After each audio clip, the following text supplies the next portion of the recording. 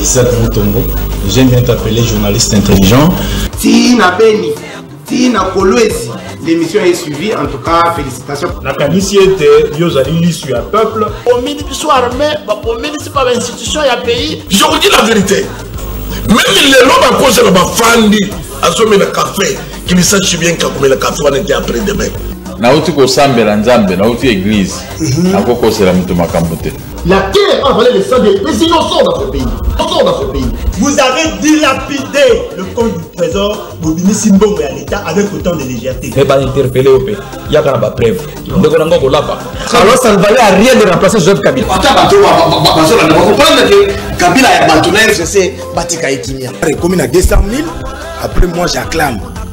Non. Tozo yoka makambo wana yake bango bazosomba kaka mapango ba oya sombi mapango na oya sombi ya minene mikolo nyonso bazoboma bato miko donc neti toza na mboka na biso te papa 60 ya pasi ya mawa. Égoïsme. Ils ont travaillé pour eux-mêmes, pour leur famille, mais ils n'ont pas travaillé pour le pays. Nalingi bino na liberté comme on ngai Alexis. Tobengi bino na commune ya Matete.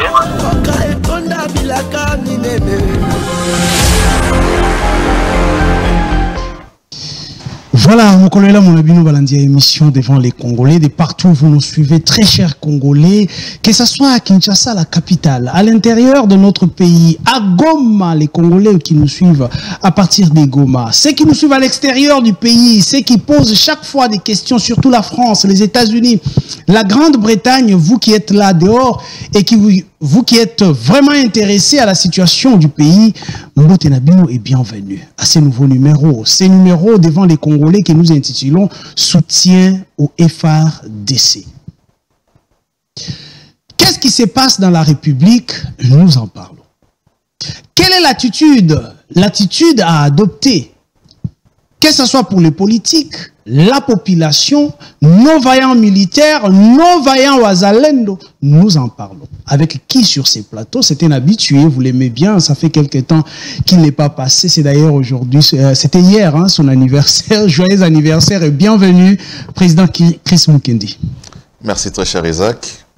Merci pour l'invitation. Je salue le peuple congolais qui nous suit à travers le pays, mais aussi ceux qui nous suivront à travers les réseaux sociaux.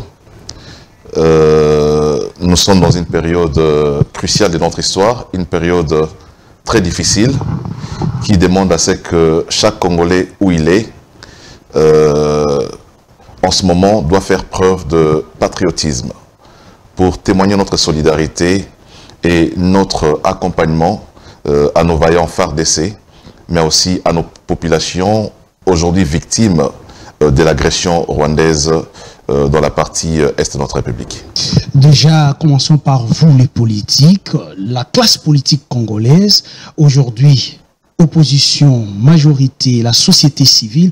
Quelle est l'attitude à prendre par rapport à ce qui se passe à l'est de la République démocratique du Congo? La responsabilité. La responsabilité à deux niveaux. Au premier niveau, c'est pour ceux qui ont reçu le mandat du peuple. Okay. À pouvoir garantir notre intégrité territoriale. Ceux qui ont reçu les mandats à pouvoir améliorer les conditions de vie de nos populations. Là, j'ai fait allusion au président de la République qui a prêté serment devant les Congolais, devant le monde entier et devant Dieu. Nous sommes appelés à un sens de responsabilité à ce niveau-là, lui en tant que garant de la nation et garant du bon fonctionnement des institutions. Donc nous lui témoignons tout notre soutien et notre accompagnement pour qu'il puisse en tout cas s'acquitter de la mission qu'il a reçue de pouvoir à travers sa mandature préserver l'intégrité territoriale. Mais aussi le second niveau de responsabilité, c'est au niveau de l'opposition. Okay. Aujourd'hui, avec les événements auxquels nous sommes confrontés, on devrait parler un même langage. On ne devrait plus parler le langage de l'opposition et le langage de la majorité ou le langage de la société civile. On devait éviter les contradictions internes. On doit parler un langage qui s'appelle le Congo. Okay. C'est ça le langage. Il faut que nous puissions faire taire nos divergences politiques en ce moment. Non seulement les divergences politiques, Mais tout autre débat dans le pays n'a plus lieu d'être. Le seul débat que nous devrions avoir aujourd'hui en tant que peuple, c'est les débats qui touchent à l'intégrité territoriale et à notre souveraineté. Tout autre débat doit être placé dans les tiroirs jusqu'à ce que nous aurons récupéré tous les territoires qui sont aujourd'hui sous occupation du Rwanda par les trichements du M23. Mais nous sentons un silence au niveau de la classe politique, que ce soit les leaders politiques de la majorité, je ne parle pas du chef de l'État ici, s'il faut retirer le chef de l'État et quelques membres du gouvernement, vous sentez que les leaders politiques qui se disent leaders du Kivu, de la partie Est de la République sont silencieux. Est-ce qu'on doit ici parler d'une complicité ou d'une distraction dans la classe politique sur tous ceux qui sont au pouvoir? Je crois que chacun d'entre nous, en observant, peut tirer sa conclusion. Mais moi, je pense que même si nous voulons tous parler les mêmes langages, il faut que le go soit donné quelque part. Le go doit venir de ceux qui dirigent. Il y a certains qui demandent des dialogues avec le président de la République. Le Martin Fayoulou et son groupe, ils demandent à ce que le président convoque ses frères et sœurs de l'opposition pour parler de la question de l'insécurité à l'Est. Il revient au président de pouvoir lever l'option. Moi, je me dis, c'est vrai, on veut tous que ceux qui sont à l'opposition puissent prendre les devants, puisqu'ils sont aussi leaders d'opinion, ils sont leaders dans leur province. Mais pour passer quel message? Je crois que le message doit être un message unique, un message commun qui doit venir de quelque part. Lorsque nous disons que le peuple doit se mobiliser, ok, mais il faut d'abord commencer par mobiliser les leaders qui mobilisent la population. Parce que derrière chaque leader se trouve une population. Derrière Chris Mukendi à Lukunga se trouvent des gens. Il y a des gens qui ne croient qu'en Chris Mukendi. Lorsque tout autre politicien passe à la télévision pour parler, ils ne croient pas à ces messieurs-là. Ils croient Chris Mukendi. Il y a des gens qui ne croient qu'en Fayoulou. Lorsque Fayoulou parle, ils prêtent attention. Il y a des gens qui ne croient qu'en Matata Pogno. Donc aujourd'hui, je pense que le président de la République et l'ensemble du gouvernement devraient commencer par unir les Congos, unir les acteurs, unir les leaders. Aussi longtemps qu'on n'aura pas mis les leaders ensemble pour sortir un discours commun, je crois qu'il y aura toujours des fissures dans notre cohésion nationale, il y aura toujours des petits problèmes qui touchent à notre unité nationale. Je crois qu'il est temps que nous puissions parler un seul langage, mais je crois que le go doit être donné quelque part. Tout le monde parle de cette unité. Tout le monde parle de cette unité dans la classe politique, de cette union au niveau de la République démocratique du Congo. Mais il y a un acteur politique que vous avez cité ici, Martin Fayoulou, qui l'a exprimé clairement qu'il faut un dialogue à l'interne pour combattre l'ennemi externe. Est-ce qu'il n'a pas raison à un certain niveau? On parle ici d'un dialogue. Je crois que l'idée, elle est admirable. Hein? Mais il ne faudrait pas aussi que ce dialogue soit un dialogue politicien. Le problème, c'est que la plupart de ceux qui voudraient que nous puissions avoir un dialogue, ça mène aussi avec un cahier des charges. Un cahier des charges qui vient avec des impositions. Un cahier des charges, malheureusement, nous connaissons tous comment se terminent toujours les dialogues dans notre pays. Ça se termine par le partage de pouvoir, on va dissoudre le gouvernement actuel pour mettre en place un nouveau gouvernement avec des composantes. Voilà, ça devient un cycle infernal. On ne sait plus avancer. Le Congo est dans un éternel recommencement de la situation politique qui empêche à ce que le pays puisse se développer aujourd'hui. Moi, je crois que les gens devraient venir, non pas avec des ambitions personnelles démesurées, mais avec une seule ambition qui est l'unité et l'intégrité de notre territoire.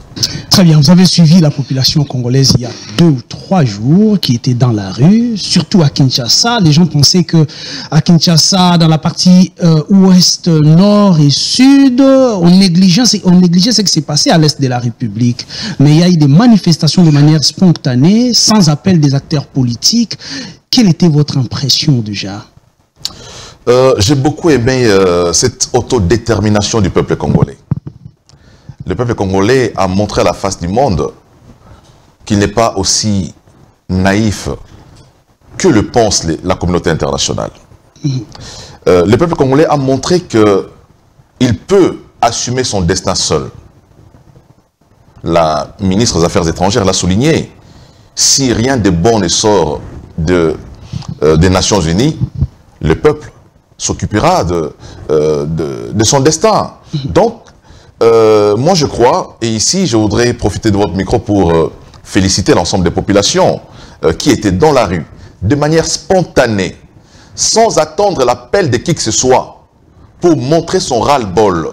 Non seulement les ras-le-bol, mais aussi pour montrer que nous sommes solidaires, que le Congolais est attaché à l'unité de son pays, que le Congolais est attaché à la superficie de son pays, et que le Congolais n'est pas prêt aujourd'hui à perdre un seul kilomètre de son pays. Donc c'est le message qui a été lancé, et je crois que la communauté internationale devrait tirer les conséquences de ces manifestations qui sont loin d'être finies.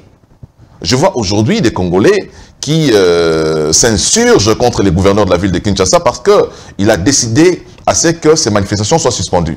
Mais jusqu'aujourd'hui... Pas seulement s'insurger sur la décision du gouverneur de, de la ville-province de Kinshasa, mais aussi il y a quelques autorités de la République démocratique du Congo qui ont présenté les excuses au niveau international pour ce qui s'était passé en République démocratique du Congo. Est-ce que c'était utile?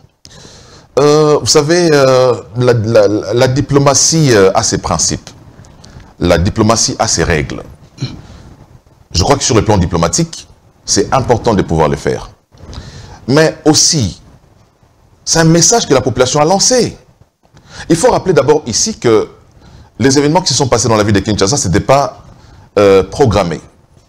Ce n'était pas une manifestation d'un groupe de gens qui ont écrit au gouverneur pour lui dire « Non, monsieur le gouverneur, nous allons organiser une marche qui commencera de Huiléry, qui va déboucher jusqu'à tel endroit. » Pas du tout. Il n'y a pas eu d'auteur. Il n'y a pas eu quelqu'un qui a pris cette initiative-là. Les Congolais, partout où ils étaient, ceux qui étaient à Kinshasa, ont fait des mouvements à Kinshasa. Personne n'a payé les transports pour se déplacer. Donc ceux qui étaient à Gombe, à Lingwala, chacun dans son milieu naturel a manifesté contre cette agression et contre le fait que la ville de Goma se trouve aujourd'hui menacée. Donc, c'était une manière pour nous d'exprimer notre patriotisme. Et en cela, moi personnellement, je ne m'attaque pas à la population qui a voulu prendre son destin entre les mains.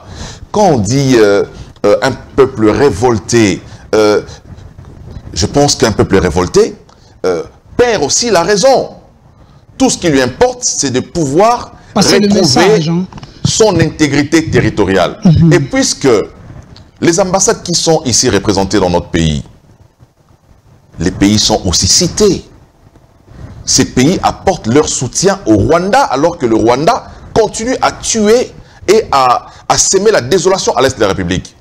Que peut-on comprendre lorsque la France, qui prétend être un pays ami, lorsque la France, qui positionnement, si dans le cadre de positionnement au sein de la francophonie, a fait que le Congo, dans le monde entier, soit le deuxième pays francophone du monde, qu'est-ce qui fait que la France soutienne militairement le Rwanda qui entre tous les jours au Congo pour piller et tuer la population? Voilà. Donc, prenant conscience de cette situation, la population a dit il faut qu'on envoie un message à la France. Il faut qu'on envoie un message aux États-Unis. Il faut qu'on envoie un message à la Grande-Bretagne. Et c'est ce qui a été fait. Et de ce point de vue, en tout cas, diplomatiquement parlant, les excuses sont présentées, mais je crois que politiquement, ça a été une action qui a fait entendre la voix du Congo à l'extérieur. Quel pourrait être l'impact de cette sortie de la population, une sortie spontanée? L'impact au niveau international, est-ce que ça peut bouger les choses? Mais l'impact, c'est la prise en compte. Parce que la situation risque de dégénérer. La France a des intérêts au Congo. Les Américains ont des intérêts au Congo.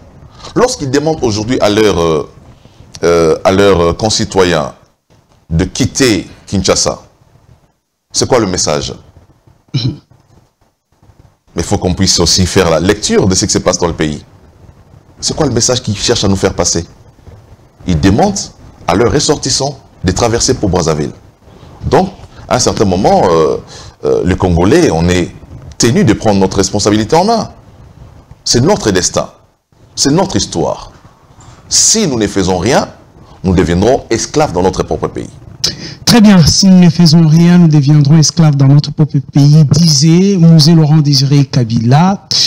Nous allons d'abord suivre, comme nous parlons de la diplomatie, suivre Madame Wagner, qui est la ministre des Affaires étrangères en République démocratique du Congo. Et nous revenons tout juste après pour la suite de notre émission. Régie, image.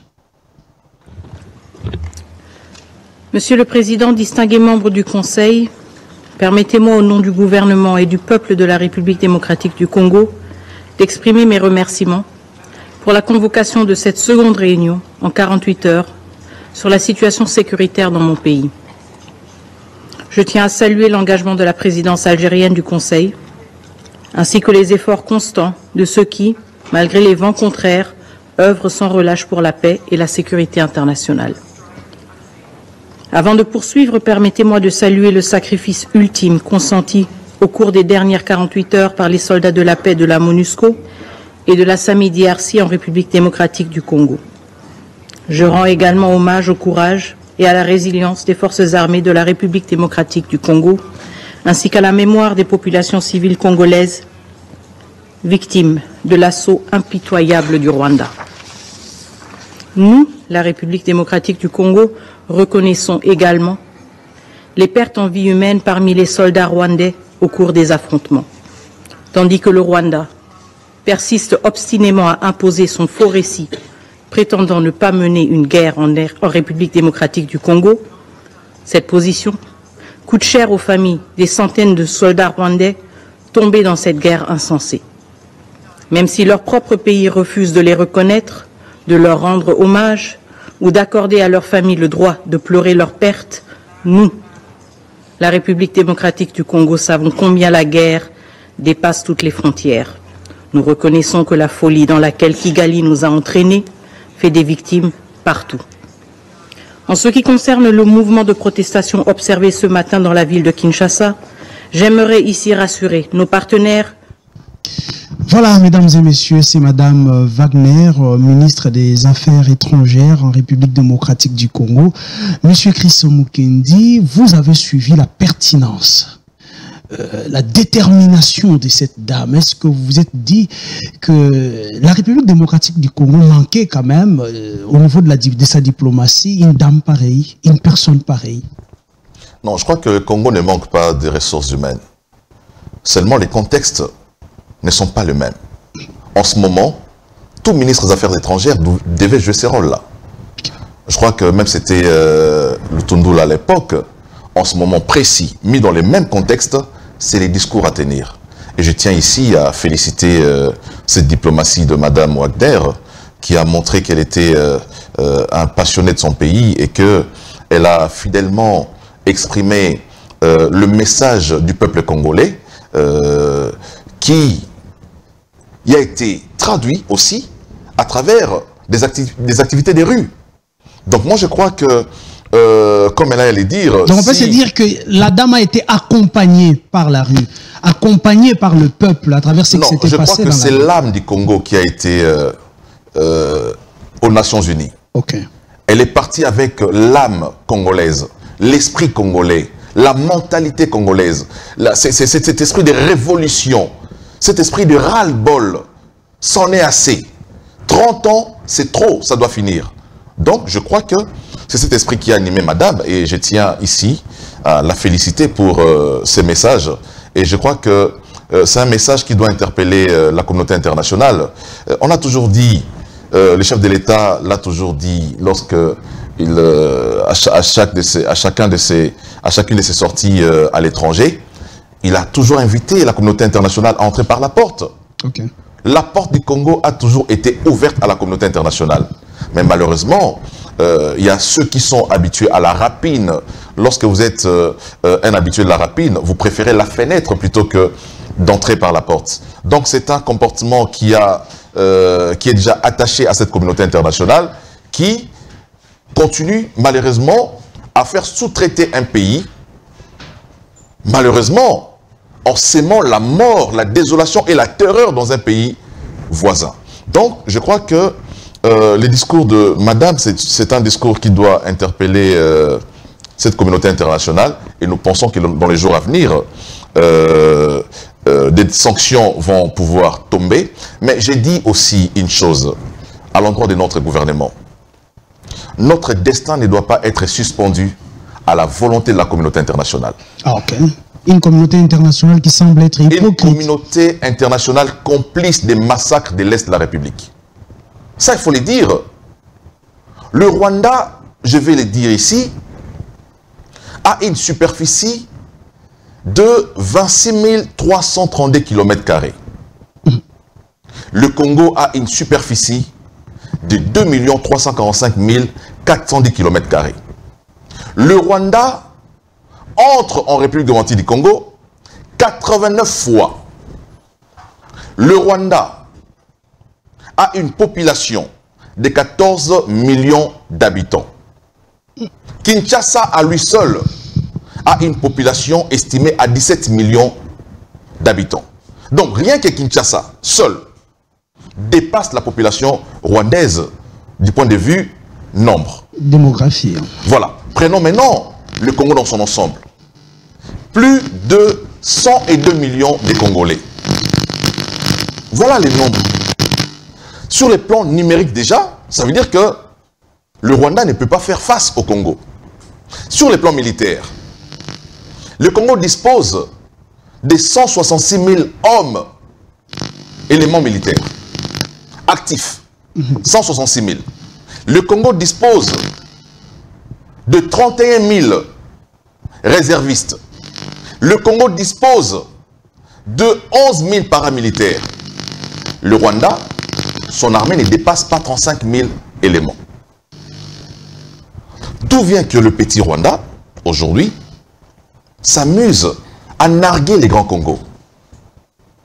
Voilà d'où vient la présence et l'influence de la communauté internationale, qui arme notre voisin pour venir tuer ici, qui lui donne des moyens logistiques, qui lui permet, par sa nouvelle technologie, à pouvoir faire la guerre au Congo. C'est ça. Donc le message que le Congo doit apporter au monde entier, c'est que vous nous aidez, ok. Vous ne nous aidez pas, nous prenons notre destin en main. Et je crois qu'il est temps aujourd'hui. Parce que nous avons à les dire dans tous les sommets, à Luanda, aux Nations Unies, à l'Union Européenne. Il y a même des parlementaires européens qui sont intervenus pour la cause du Congo. Mais la situation ne change pas. Le Rwanda continue sa progression. Le Rwanda ne s'arrête pas. Voilà. Que doit faire le Congo? Devrions-nous continuer à subir cette humiliation, ou devrions-nous, en tant que peuple, s'autodéterminer et lever une option qui nous permet de mettre fin à ce qui se passe à l'Est? Est-ce qu'il ne serait pas utile aujourd'hui que la République démocratique du Congo essaie un peu d'arrêter sa participation dans certaines organisations internationales lorsque ces organisations internationales nous disent qu'ils ont encore des intérêts au Rwanda? C'est un moyen de faire pression aussi. Mais moi, j'ai dit, un de magnifiques moyens, j'ai dit, il faut lancer des missiles en direction de Kigali. Ah, donc la voie de la force. Mais la force répond par la force. On ne peut pas aller négocier avec le Rwanda en position de faiblesse. Le Rwanda, aujourd'hui, par l'entremise de M23, détient Bunagana. Une partie de Massissi, Rutshuru. Ils sont présents à Goma. Donc, si nous allons aujourd'hui sur la table des négociations avec eux, qu'est-ce que nous allons réclamer? Ils ne viendront pas en position de faiblesse. Mais si nous lançons des missiles au Rwanda et qui est en cause par ces lancements de missiles 5000 morts au Rwanda, Kagame viendra sur la table des négociations à genoux. Et c'est le peuple rwandais lui-même qui se chargera de Kagame. Parce que la plupart des Rwandais ne sont pas aussi d'accord avec la politique que M. Kagame est en train de mener, non seulement pour déstabiliser le Congo, mais il est en train de déstabiliser la sous-région. Nous sommes en train d'aller vers la première guerre africaine. Si cette situation n'est pas bien gérée par la communauté internationale, il y aura une guerre qui va embraser tous les 9 pays voisins du Congo, et c'est une situation à l'avenir, vous parlez d'une guerre. Vous parlez d'une guerre africaine pendant que la République démocratique du Congo n'a pas d'alliés. Vous voyez notre voisin naturel qui est le Congo-Brazzaville reçoit les Rwandais, les raccorde même des sols. Est-ce que nous allons affronter cette guerre sans alliés? Nous allons le faire sans alliés sincères? Il ne faut pas compter sur les alliés. J'ai commencé par vous présenter en termes de démographie ce que nous représentons. Tous les 9 pays voisins ensemble vaut les Congo.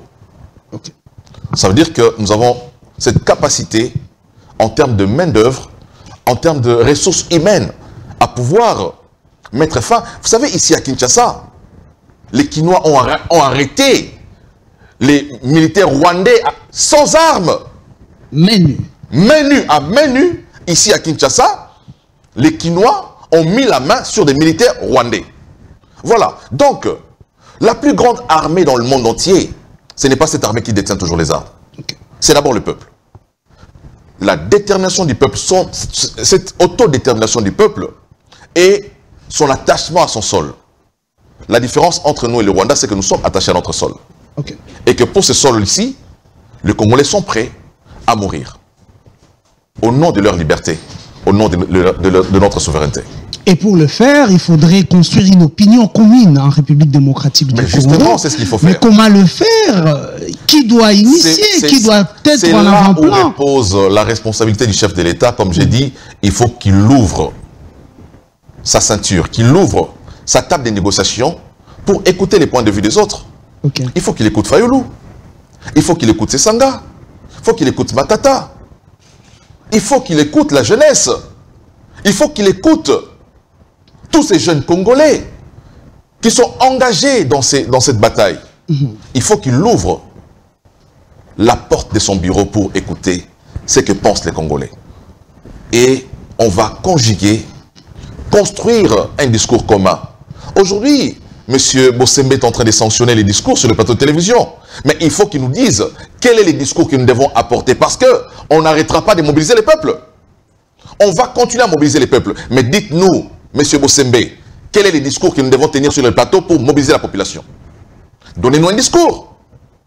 Et c'est un travail qui doit être fait avec le gouvernement. C'est bien de brimer. C'est bien de couper les signaux des chaînes de télévision. C'est très bien. Mais qu'est-ce qu'on fait après?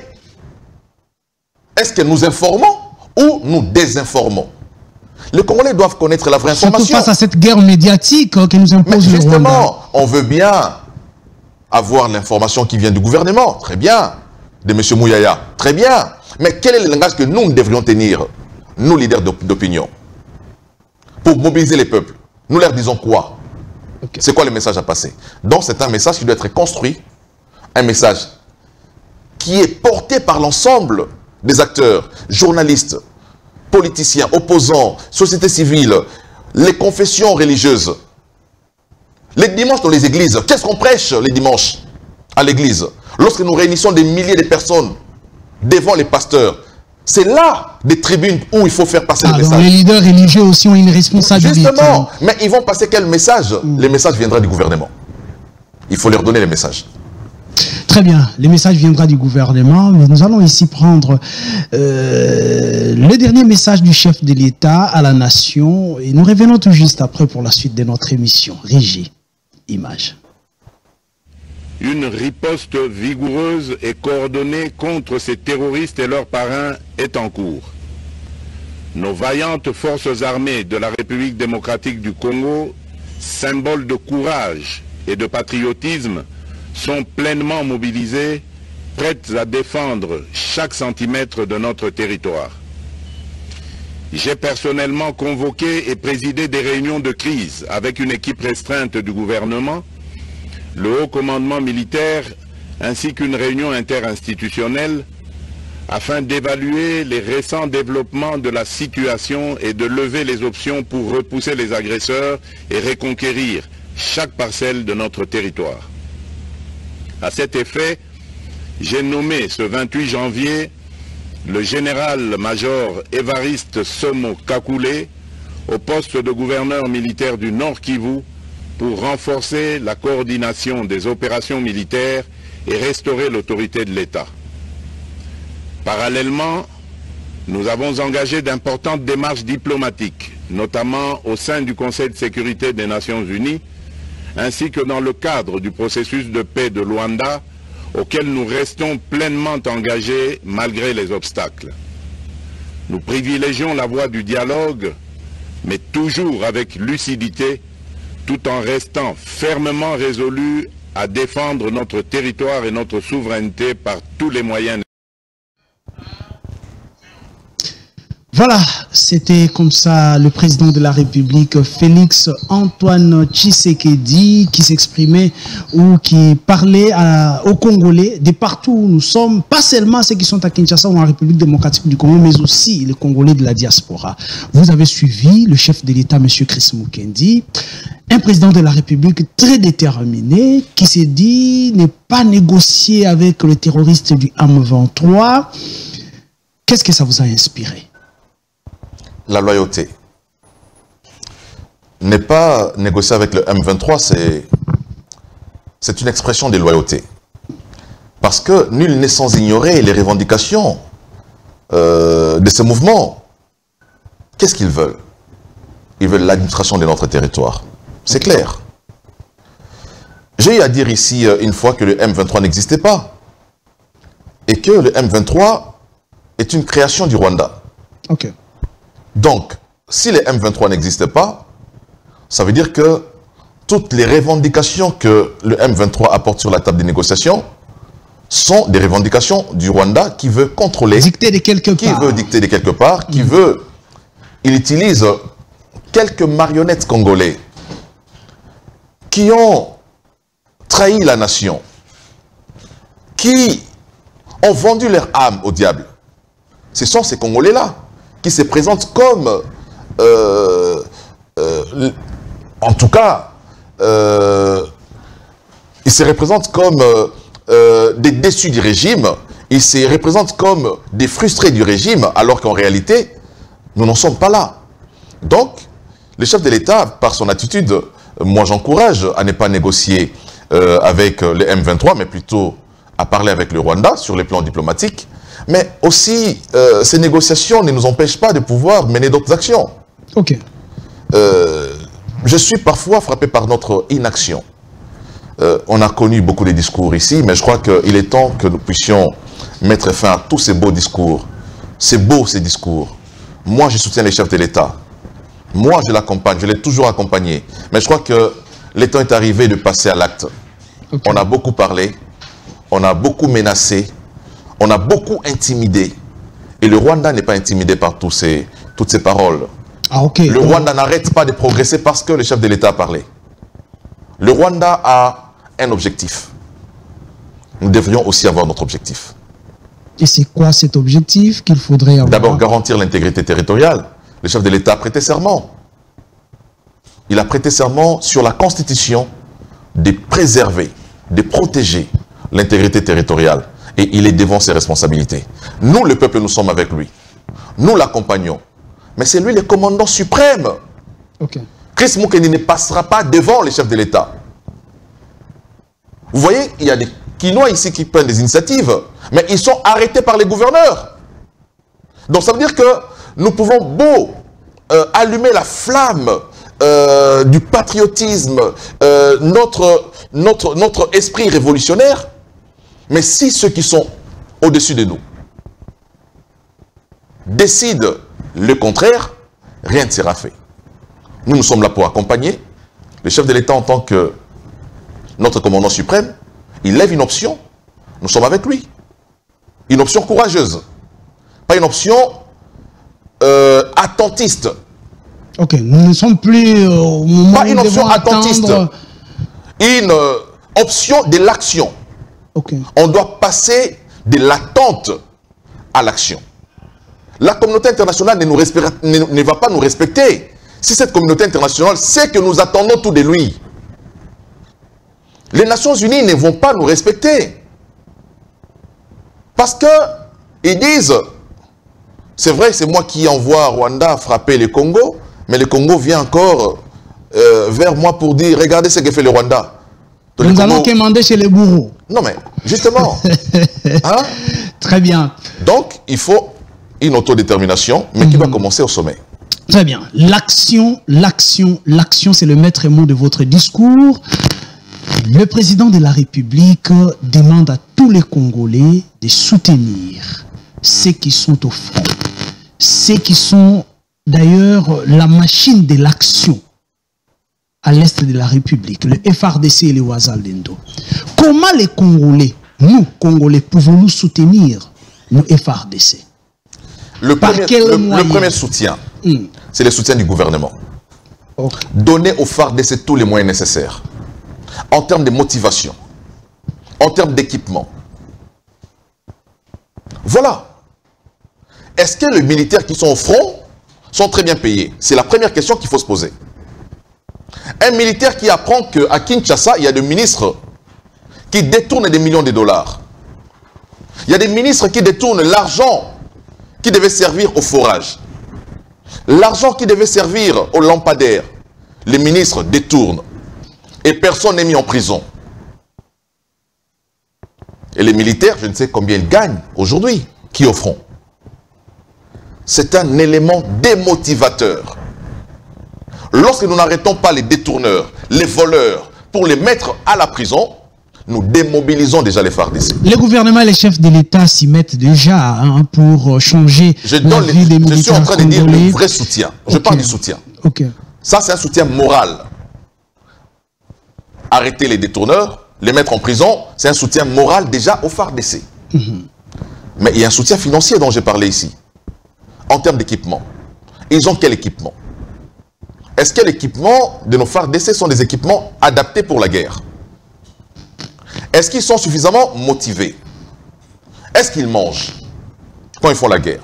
Est-ce qu'ils boivent pendant la guerre? Donc le premier soutien, c'est le soutien du gouvernement lui-même. Et le chef de l'État devra assurer cela. Et du côté de la population? Du côté de la population, j'ai salué l'initiative que le ministre de la Santé a lancée, la campagne pour la collecte des sangs. Il y a nos frères et sœurs qui sont à Goma, qui sont au front, qui meurent. Certains sont blessés. Les FARDC sont blessés. Ils ont besoin de sang. Ceux qui sont conduits dans les hôpitaux, ils ont besoin de sang. On doit souligner que vous êtes parmi les premiers à avoir donné le sang. Et d'ailleurs, ce sont les images qui ont circulé même au niveau international. Hein. Voilà. La régie va nous aider avec ces images. C'est un moyen du président Chris Mukendi. C'est un moyen pour nous, Congolais, de pouvoir prouver notre patriotisme. Témoigner notre solidarité à l'endroit de nos frères et sœurs qui sont entre deux feux, à Goma et à l'est de la République. Donnons de notre sang. Le sang, c'est la vie. Lorsque nous donnons de notre sang, c'est la vie. Donc, la seule manière pour nous de leur apporter notre soutien, c'est de donner notre sang. C'est aussi de prier pour eux, pour ceux qui sont dans les moments de prière, les églises, ils prient pour nos frères et sœurs. Mentalement, il faut les appeler. Nous avons des amis qui sont là-bas. Il faut les appeler. Il faut les encourager. Il faut mener des activités ici à Kinshasa, des manifestations contre l'agression, contre la guerre. C'est un moyen pour nous de leur exprimer notre solidarité. Donc, je crois, c'est là notre part en tant que peuple, en tant que ceux qui accompagnent nos amis qui sont à l'Est. Il n'y a pas beaucoup à faire. Nous n'avons pas d'argent. Je crois qu'il y a déjà une loi sur la programmation militaire qui prévoit que plus de 10% de notre budget soit affecté à l'armée. Je crois que c'est largement suffisant. Je crois que j'ai défini ici, en termes numériques, ce qui représente notre armée. Je ne pense pas que l'armée, je ne voudrais pas ici démobiliser, mais je crois qu'on a suffisamment de militaires. Ce qu'il faut, c'est de bien s'occuper d'eux. Il faut les traiter comme il faut les motiver. Hein? On n'a pas besoin de recruter encore 15 000, 30 000, c'est très bien. Mais est-ce qu'on a suffisamment le temps pour les entraîner? Il ne faudra pas que nous puissions juste recruter la jeunesse pour que cette jeunesse puisse servir de viande à canon, de la chair à canon demain. Nous avons des centres de formation, de militaires, Kitona et autres. Non, mais je ne pense pas que la République peut recruter quand même les jeunes. Ça va prendre combien de temps? Les livrer, je ne suis pas contre. Hein. Je ne suis pas contre. Mais je me pose la question, ça prend combien de temps pour recruter et pour former? Ça prend combien de temps? Mais cependant, nous avons déjà des militaires qui sont formés. Il faut les motiver. Il faut les motiver. Si vous donnez 1000 $ à chaque militaire, je crois que tous les territoires occupés seront récupérés dans moins de 5 jours. Très bien, nous allons passer à notre rubrique sur les cartons tricolores, mais la toute dernière question, Mosé Laurent Désiré Kabila, avant de mourir, nous a dit qu'il faut que la population doit prendre les armes, même traditionnelles, de flèches et autres, pour chasser l'ennemi. Est-ce que vous êtes d'accord avec cet avis de Mosé Laurent Désiré Kabila d'hier? Est-ce que c'est applicable aujourd'hui? Je n'ai pas l'habitude de tirer sur l'ambulance, de tirer sur les morts. Ok. Mais Mouzé, il est la cause de tout ceci. C'est ça la vérité aussi. Ce qu'il a dit, ça vaut. C'est vrai. On doit utiliser tous les moyens que nous avons pour chasser l'agresseur. C'est vrai. Mais les problèmes viennent d'où? C'est pas Tshisekedi les problèmes. C'est pas Tshisekedi qui a causé les problèmes, il faut les dire. Ils en payent les prix pour avoir refusé la politique de M23 d'intégrer l'armée, d'intégrer les gouvernements, d'intégrer les institutions, de prendre l'administration d'une partie de notre territoire. C'est ça la vérité. Mais le problème a une source, a un débit. Ça a commencé où? Donc, c'est bien ici de faire des louanges à toutes les belles paroles qui ont été prononcées par les uns et les autres. Hein. Il ne faut jamais trahir les Congos, c'est très bien. C'est très bien. Mais les Rwandais, ils viennent d'où? C'est là le débat. Mais pour le moment, on ne va pas exhumer Mouzé pour qu'il nous donne des explications. Donc, il faut que nous puissions travailler à la reconquête de notre territoire. Le Congo est aujourd'hui confronté à un grand défi, c'est de préserver les 3 345 410 km². Et notre génération doit en tout cas relever ces défis. Très bien. Je vais vous demander très respectueusement de prendre les cartons tricolores qui sont là. Nous avons 3 couleurs devant vous. La couleur rouge qui signifie médiocre. La couleur verte qui représente la cote excellente. Et le jaune signifie la moyenne. Le président Félix Tshisekedi gère la République démocratique du Congo il y a maintenant 6 ans. La gestion sécuritaire de Félix Tshisekedi pour la République démocratique du Congo, vous accordez quel carton? Vous avez dit que les jaunes, c'était quoi? La moyenne. La moyenne. Voilà. Je lui accorde la moyenne. Très bien. La population a manifesté le mécontentement ou son mécontentement il y a de cela 3 jours, de manière spontanée.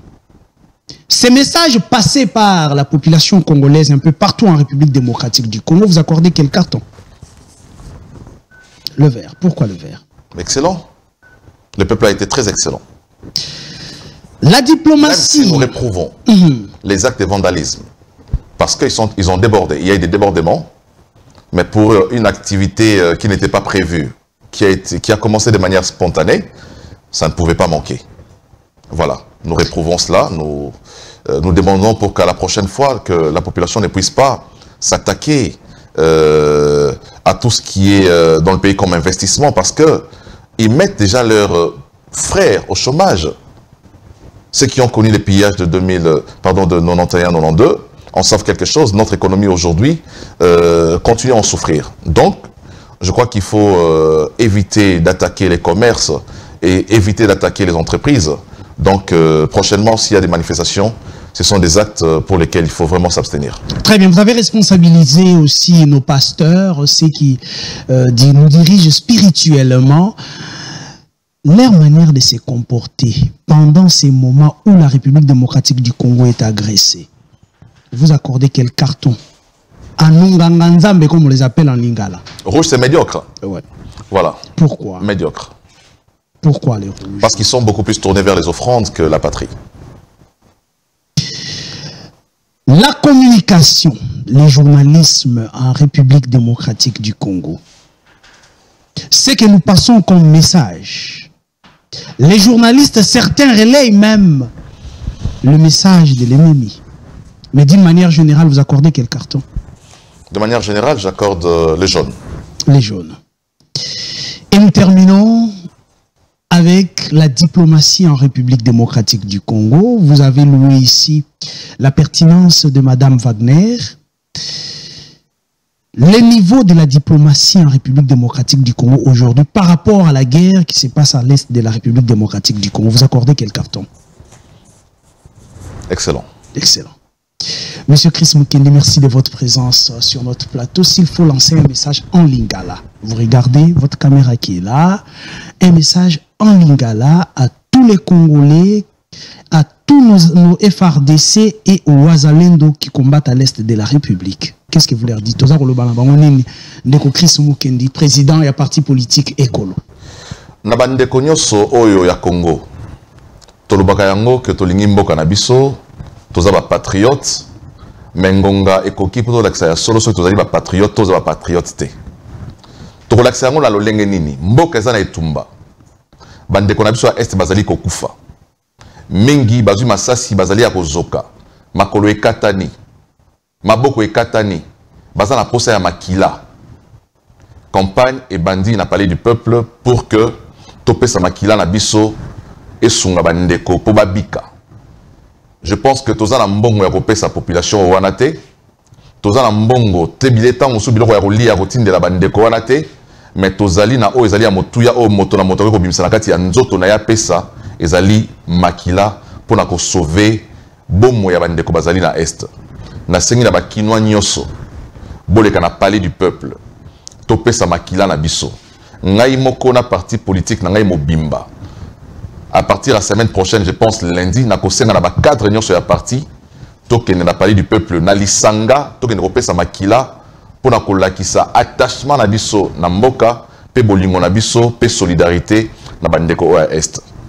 Na bandi que bitumba oyo ya solo eza ko sala pasi mais tokolonga yango soki to telemi lokola moto moko tolobi loba moko to se ranger na sima mokonzi mokonzi asimba mondoki mokonzi akende liboso na biso biso na sima na ye tokobenga na monguna na kati ya mabele na biso pe tokoki kokota na Rwanda to écraser bango. Merci beaucoup président Chris Mukendi. Nous pensons vous retrouver prochainement pour une nouvelle émission. C'est moi qui vous remercie. Merci beaucoup à vous qui attendez l'émission Devant les Congolais. Nous nous retrouvons après cet extrait du discours du chef de l'État qui va nous proposer l'ingénieur Pams et l'ingénieur Bouba qui sont de l'autre côté de la régie.